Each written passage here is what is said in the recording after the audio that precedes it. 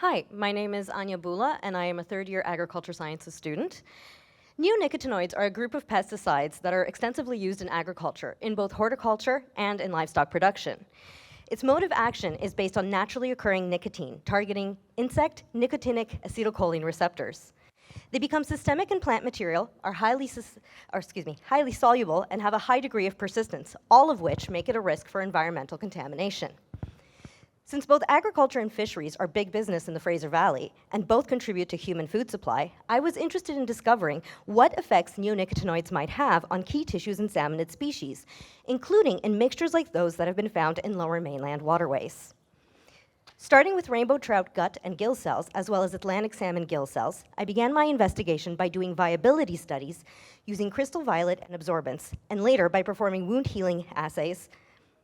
My results showed that all the tissues experienced impacts from all the different tested concentrations of the neonicotinoids, especially the three that have been identified and discovered in local waterways: imidacloprid, clethianidin, and thiamethoxam.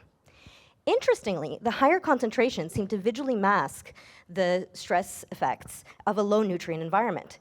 Gut cells continue to grow at faster rates than those in control media at the earlier exposure times. Gill cells, meanwhile, showed stress and die-off earlier than control cells.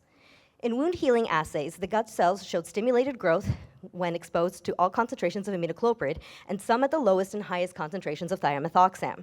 This effect was reversed when the two were mixed together. Clethianidin, meanwhile, seemed to reduce the rate of healing when compared to the control. A brief look into the long-term exposure to individual neonics in a nutrient-rich environment showed that the protein in the media actually masked the visual qualitative signs of stress in the cells. In both cases, further research is needed to fully study the chronic effects of neonicotinoid exposure and to compare the effects in vivo as well as in vitro. Thank you very much.